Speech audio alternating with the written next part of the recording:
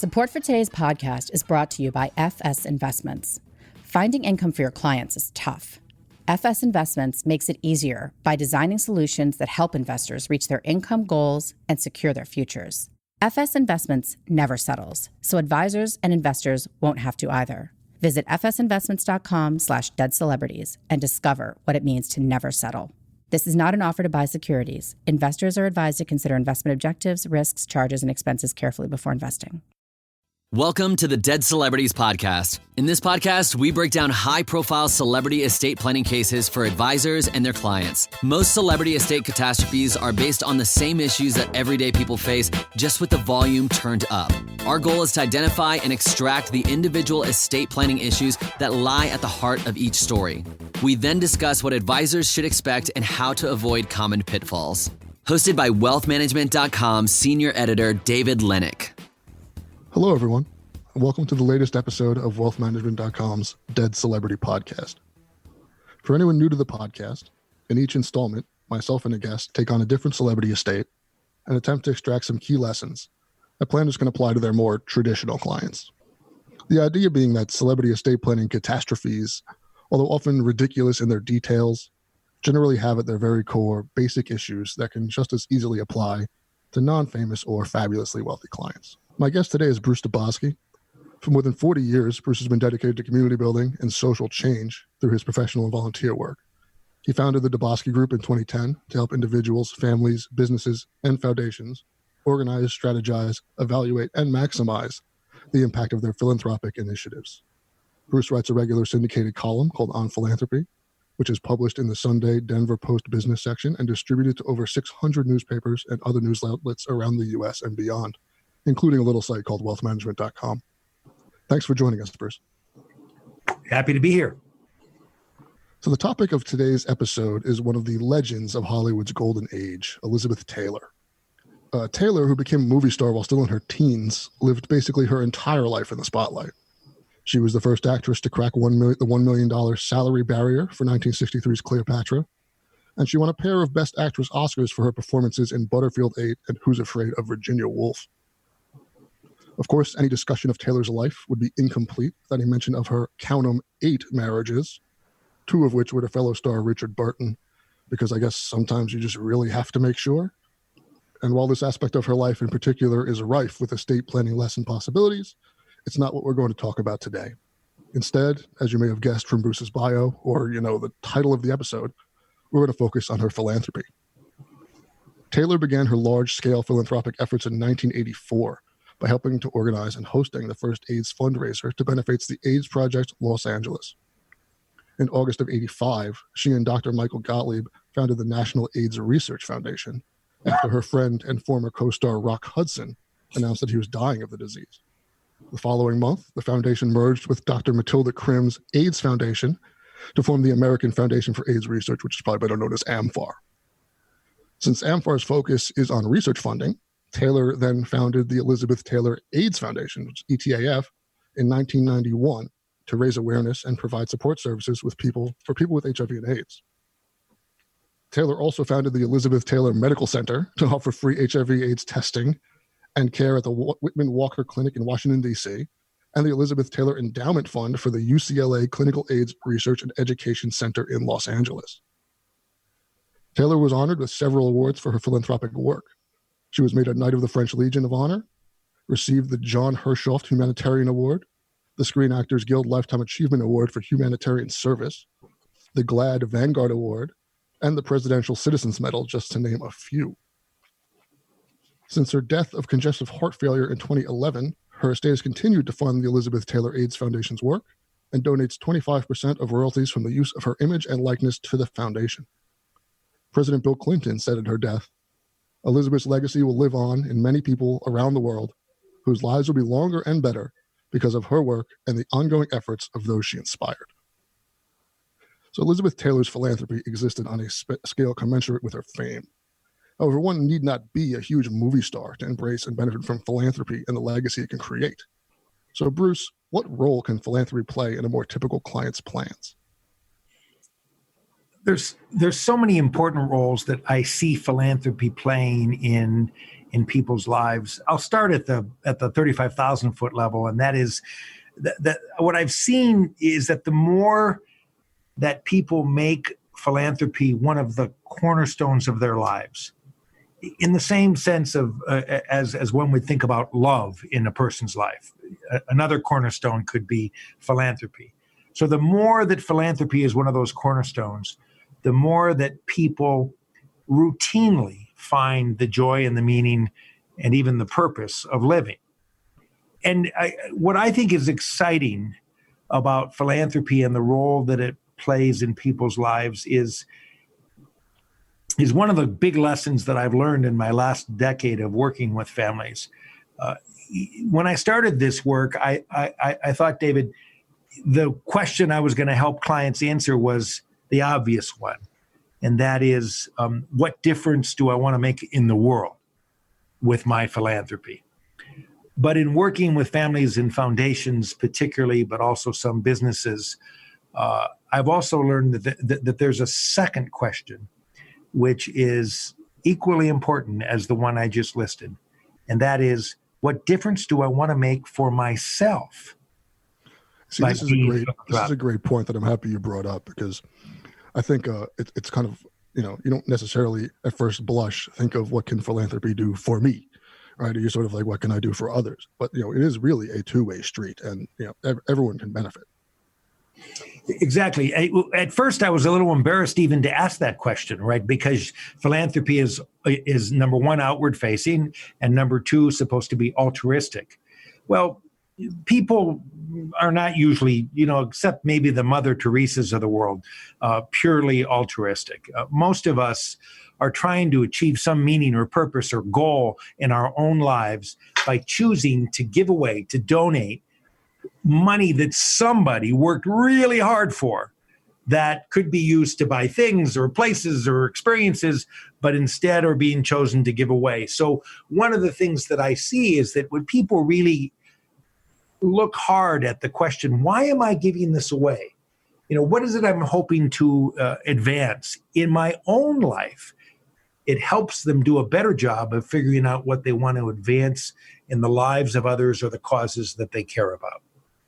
Yeah, and I think the first thing to talk about here, you're talking about making philanthropy a foundation of your life, is kind of figuring out what that cause is, right? I mean, some people are blessed to know it from the beginning. I know because I'm married to one. My wife has always known that LGBTQ issues are her issues that she cares deeply about. She wants to help that community.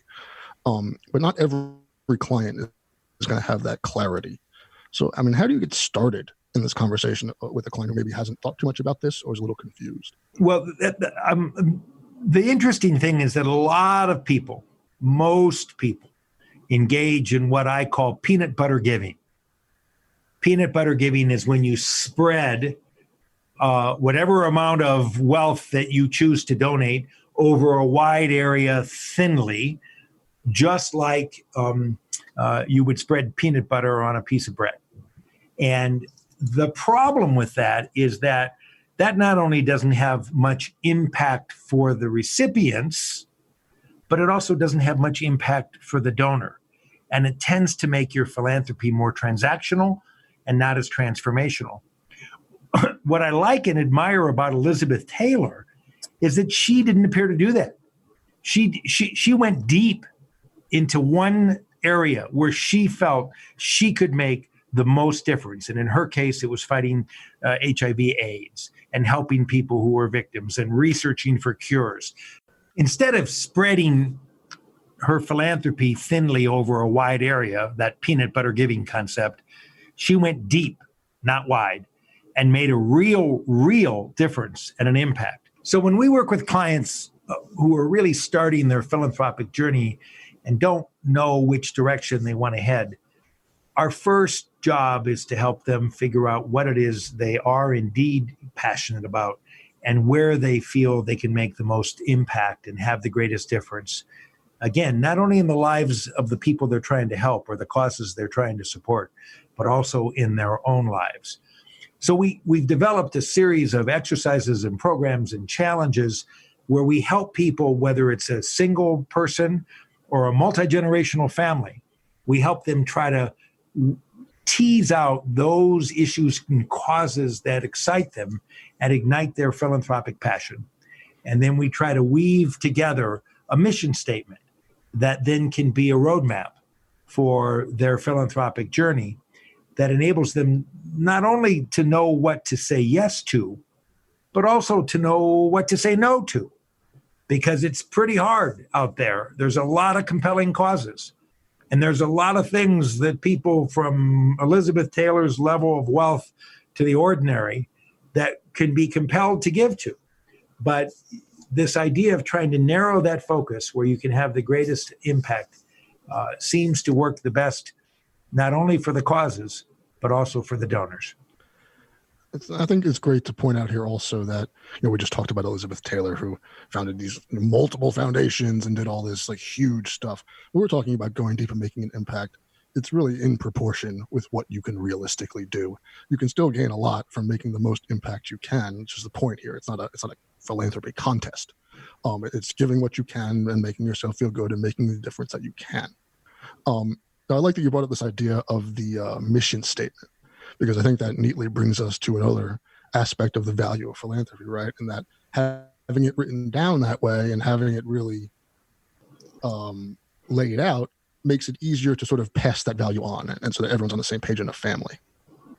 Right. And sometimes coming up with a mission statement in a multi-generational family is really challenging, because the rising generations have had different life experiences than typically the wealth creating generations who are usually the older generations. And so their interests and their passions and their values, although similarly aligned, might also be very different. And so it's exciting to work with families to find that common thread. And there's almost always a common thread in a family, even if they're widely disparate political or religious or other kind of views. And to try to find that common thread and then work around that in order to develop a mission statement is exciting for the participants. And frankly, I find it exciting as well, because that then enables the mission statement to guide the family in their future efforts. I'm glad you brought up this idea sort of working with the whole family and communicating. And obviously communication is sort of a major thread in all planning and estate planning. And, we've talked about it on basically every episode of this podcast. But, I can't say, and the amount of times I've seen personally and also heard stories of, parents who have successfully passed on their philanthropic legacy to their children. They've raised philanthropically inclined children. They're just not philanthropically inclined towards the same causes. And so parents have set up a foundation or a donor-advised fund or something like that, some sort of vehicle. And when they pass it on, they just assume that the children, because they know they've raised philanthropic children, are just going to jump in and take over. And that's not always the case. They may be enthusiastic about philanthropy, but if it's not a cause they care about, you see a lot of these things sort of go to pot, even though everyone has the best intentions and no one really means for that sort of thing to happen. Well, you've raised a really interesting point, David, and that is that people of sufficient means to be considering philanthropy spend a great deal of time developing their estate plan, right? And they pay lawyers and they work with lawyers to develop this very important part of their legacy, which is their estate plan. But if they want to pass more than their assets on to their heirs, then they need to do some philanthropic estate planning in their lifetime, not at their death. I tell our clients all the time, give as much as you can afford while you live. And we actually guarantee our clients that it will be more meaningful and more fun to give while they live than to give when they're dead. And so far, we haven't been proven wrong.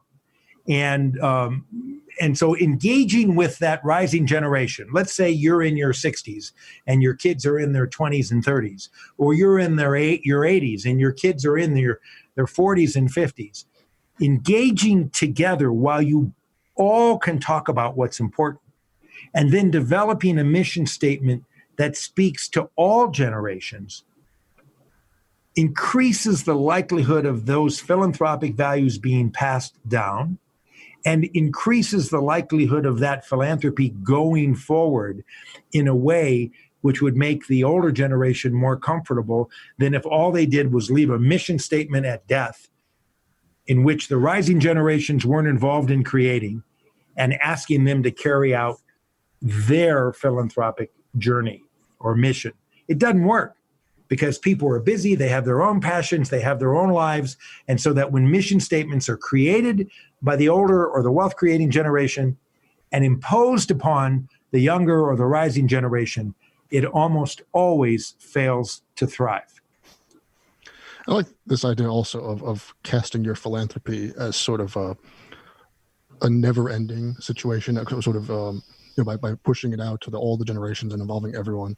It makes it that there's no end point, right? Because I think one of the difficulties when sort of working with clients and teasing out their whether or not how philanthropic they want to be and what benefits that they can get is that it is actually one of those things where it's not like an investment where you can show like you made this much money off of your investment. A philanthropy, your benefits from a philanthropy are very ephemeral, and they're very real, but it's very hard to, you can't really like put them on paper most of the time or write them down.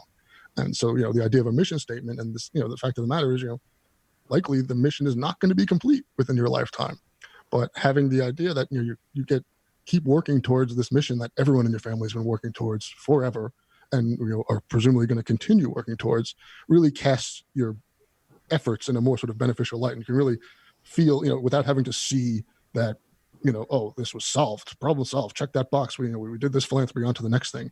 It really makes it more of a, you can get more benefit from it because you're not keeping score, if that makes sense. Exactly. We've developed mission statements across 3 generations, right? So the parents are in their 70s and 80s, the kids are in their 40s and 50s, their kids are now young adults in their 20s and maybe their 30s. And all 3 generations have come together to find that common thread and to develop a mission statement that all can feel connected to, excited by, proud of, and passionate about. So now that we have this mission statement in place, without getting too much in the technical weeds, what's the next step? Where can you start? What are the vehicles that we can start with in terms of like teasing out this philanthropic and making it real, taking it from mission statement to actual doing? Well, part of a family giving together is making sure that all the family members know the basics about how to be a good philanthropist, right? Typically younger people who are focused on their schooling or the start of their careers and their families haven't had the time to really learn the best practices and the best ways to go about being philanthropic. So we try to help those to level the philanthropic table so that everybody at the table understands some of the same basic concepts about what makes a good philanthropist. And one of the things that makes a good philanthropist is research, right? Once you have a mission statement, once you know where you want to go deep with your giving, then you have to figure out, well, who are the nonprofit partners out there who are doing the best work and who are doing it in the most cost-effective and powerful and impactful way that you want to become a partner with. And that's true whether you're giving them $500 or $1,000 a year or $500,000 or $1 million a year. The same principles apply. You want to find the best in class who are helping you advance your mission while they're advancing their mission. So there's a lot of ways to do that kind of research. Obviously, the internet is where you can start, but you shouldn't stop there, right? In annual reports, you shouldn't stop. In glossy brochures, you shouldn't stop. You need to look at the tax returns, the 990s that are filed every year by the nonprofits to really understand how their money is being spent and what they're doing and how they're managing their nonprofit. And then you have to do a site visit. You have to go out and meet and greet and see and observe and maybe volunteer and participate in the work so that you can understand how people's lives or the causes that you care about are being impacted by the nonprofit. I've gone out and done site visits on now hundreds of nonprofits, and sometimes I'm just blown away by the effectiveness that I can see on the ground that can't even be conveyed through the website. And other times I'm blown away by how, in some ways, misrepresented I felt they were. When I got to the ground, it wasn't what it appeared to be. It didn't seem to be run in the same way. It didn't have that level of organization or effectiveness that we were seeking with our philanthropic investments. So you've got to go out and see the work. You've got to go out and touch the work and feel it and maybe even participate in it as all part of this research to really understand who are the best partners out there for you to work with to help advance your shared missions. I think also an overlooked factor here, and something that overlooked by clients at least, and something that advisors can really help by pointing out, is that a lot of the things that make a good, quote unquote, good philanthropist are just the things that make a good businessman. And so a lot of times, you have these families where, I have a kid who I'm not sure if he's ready to take over. How do I get him ready? Do I give him a job in the business? For a lot of families, the philanthropic efforts can kind of serve as the training ground to prepare the next generation to take on a leadership role in the family business. Because a lot of this research, a lot of this due diligence, and you're working with real money that's your family's money, but it's not going to put the family under if you mess it up, but it is going to really affect people. And so using the philanthropic efforts is kind of like the training wheels version of preparing the child to handle the business. Exactly. What's fun about philanthropy is that that's money that the family has already chosen to give away. It may already be donated to a foundation or a donor-advised fund, or it may be ready to be given away to a charity. But it's money that the family has determined is beyond their needs and beyond their planning and can be used for philanthropy. And we urge families to view philanthropy as they view any other kind of investment. It just has a different kind of return, right? When you make an investment or you work with your financial advisor, you spend a lot of time trying to figure out how to maximize the return on that investment and how to diversify and allocate and prioritize those investments so that you can ride the waves and survive the hard times and do well. Well, in philanthropy, it's an investment, but it's not a financial return you're seeking. It's a social return. And the same kind of due diligence, the same kind of planning, the same kind of strategic approach to your philanthropic that you use in your financial investments can be applied to your philanthropic investments, except it just has a different bottom line. It's a social return rather than a financial return. And what's interesting is that a lot of families we've worked with, say wealthy families who set up a foundation, the foundation is the first time that the rising generation, say young people in their 20s, get to take a look at financial matters and investment decisions and work with the financial planners and financial advisors to figure out how best to invest their philanthropic assets. And so it's a great training ground for future family leadership in financial management, in communication, in planning, that families use as a stepping off place to help the young people grow into more responsible positions in the family. And just really quickly, we've used the terms foundation and donor advised fund here so far. These are not the same thing. Do you mind just quickly giving us the Cliff Notes version of what the difference is? Well, a private foundation is set up through the IRS. It is itself a 501c3. Famous foundations like the Bill and Melinda Gates Foundation or the Ford Foundation, right? Those are family foundations that are set up by the family, and they can be, orders of magnitude smaller than the big ones that I just described, but they're separate legal institutions that then own the money, that are directed by a board of directors and are usually controlled by the family. But the money's off the balance sheet. It's in the balance sheet of the 501c3, the foundation. A donor advised fund is a separate entity. It's a public charity in and of itself. And the most famous ones are the ones that are owned by Fidelity Charitable or Schwab Charitable. But community foundations also have donor advised funds. And you donate the money to your donor advised fund, and then you advise the public charity where you'd like those donations to go.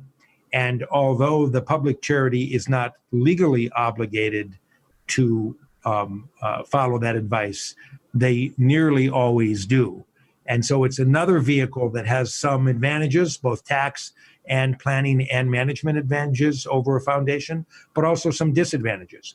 And there's too much detail there to go into, I think, in this forum. But there's a great deal written out there, including by me, about the difference between foundations and donor-advised funds. They're the right solution for different people for different reasons at different times. I know that's a very big topic. I kind of just like threw at you at the end here, but I figured our conversation would be complete with at least paying lip service to what these things mean. This is obviously, we're running out of time a little bit here, Bruce, but you're obviously so passionate about this topic. So I'm going to put you on the spot here at the end. What's your number one recommendation if I'm an advisor and I have a family that walks in and I get the inkling from talking to them that they may be philanthropically inclined, but they're not really coming out and saying it? What's the number one thing you recommend that I can do with that family and really to sort of like draw that out of them?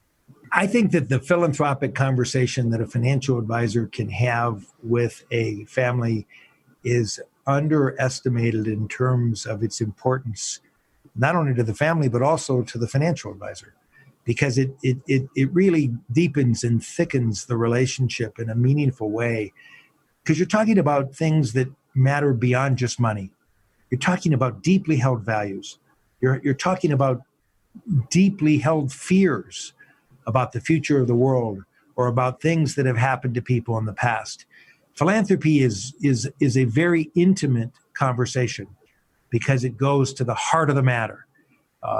Philanthropy, the word comes from philos anthropos, the Greek term for love of humanity.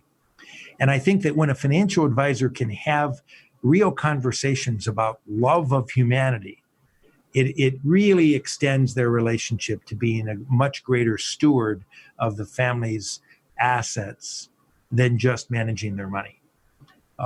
So my number one advice would be to have the conversation. And then the number two advice would be to get help, because you can't be a master at everything. And there are people out there all over the country who are helping families ask and answer these questions on a deeper level that don't in any way change the ultimate relationship of the financial advisor or the estate planner with the client, but actually enhance that relationship. And because philanthropy is sophisticated, it is complex, it does have a difficult return on investment to measure. Bringing in experts from community foundations, from private advisors, or from other sources who really understand the philanthropic landscape can deepen your relationship with your client and add tremendous values to their lives. Well, we're just about out of time now. I'd like to thank Bruce DeBoskey for being just a fantastic guest. Thank you for joining us, Bruce. It's my pleasure. I'm happy to continue the conversation with you at any time. I really enjoyed it. And that's all the time we have for today. We'll see you guys, or I guess you'll hear me on the next episode of the Dead Celebrity Podcast.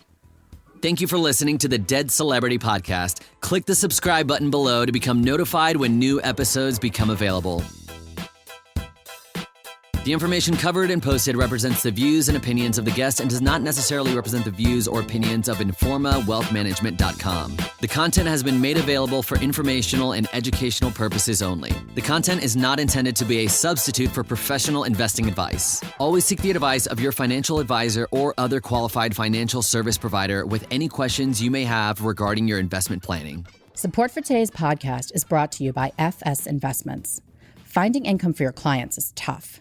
FS Investments makes it easier by designing solutions that help investors reach their income goals and secure their futures. FS Investments never settles, so advisors and investors won't have to either. Visit fsinvestments.com/deadcelebrities and discover what it means to never settle. This is not an offer to buy securities. Investors are advised to consider investment objectives, risks, charges, and expenses carefully before investing.